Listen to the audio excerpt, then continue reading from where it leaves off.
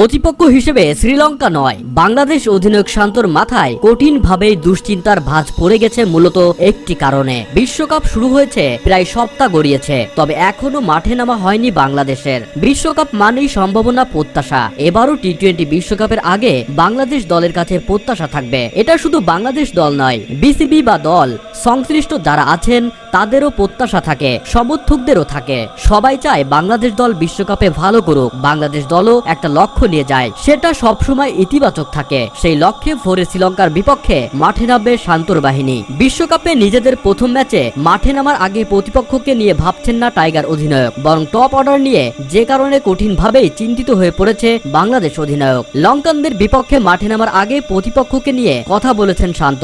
সেখানে তিনি বলেন, সবসময় তো সমর্থকদের প্রত্যাশা থাকে এবং সবাই চায় আমরা ভালো ক্রিকেট খেলি, সেই জায়গাটা থাকবে এবং আমরা চাই আমরা কত ভালো ক্রিকেট খেলে বাংলাদেশের মানুষদের একটা ভালো ম্যাচ উপহার দিতে পারি। কিন্তু গুরুত্বপূর্ণ হলো আমরা কিভাবে ওই ম্যাচটাতে আমাদের পরিকল্পনা ব্যবহার করছি এবং আমাদের যে শক্তি আছে সেটা অনুযায়ী খেলছি কিনা। শান্ত বলেছেন তিনি শুধু নিজের দল নিয়ে ভাবছেন, কিভাবে দলকে পরিকল্পনা মোতাবেক খেলানো যায় সেটাই শান্তর মেইন পরিকল্পনা। টাইগার অধিনায়ক বলেন, তাদের ম্যাচটা ভালো যায়নি, কিন্তু তারা কি অনুভব করছে সেটা নিয়ে ভাবছি না। লঙ্কানদের বিপক্ষে মাঠে নামার আগে বাংলাদেশের বড় চিন্তার নাম টপ অর্ডার। এই টপ অর্ডার রান পাচ্ছে না, এমনকি অধিনায়ক শান্ত নেই ছন্দে। অভিজ্ঞ রিয়াদ দলকে টানছেন, তবে বিশ্বকাপে ঘুরে দাঁড়াবে বাংলাদেশ, এমন আশা শান্তর।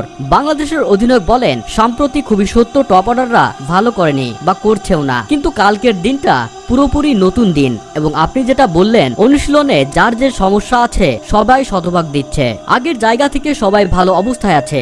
এদিকে দলের অনুশীলনে দেখে আশাবাদী শান্ত। তিনি বলেন, অবশ্যই আগের জায়গা থেকে সবাই ভালো অবস্থায় আছে, অনুশীলন দেখে বা নেটে ব্যাটিং করছি সবাই তাতে মন হয়েছে আগের থেকে ভালো অবস্থায় আছে। আগে কি হয়েছে এটা চিন্তা না করে কালকে একটা নতুন দিন, কালকে আমরা কেউ জানি না কে ভালো খেলবে কে খারাপ খেলবে। অন্যদিকে বাংলাদেশ শ্রীলঙ্কা ম্যাচটি হবে ডালাসের গ্র্যান্ড প্রেরি স্টেডিয়ামে। এই ভেন্যুতে এখন পর্যন্ত দুটি ম্যাচ শেষ হয়েছে। বাংলাদেশের পরের ম্যাচটি দক্ষিণ আফ্রিকার বিপক্ষে নিউ ইয়র্কের নাউটস কাউন্টি ইন্টারন্যাশনাল ক্রিকেট স্টেডিয়ামে, বাংলাদেশ সময় 10 জুন রাত 8:30টায়। বন্ধুরা, ভিডিওতে আপনার কোনো মন্তব্য থাকলে নিচের কমেন্ট বক্সে লিখে পাঠান। ভিডিওটি দেখার জন্য ধন্যবাদ।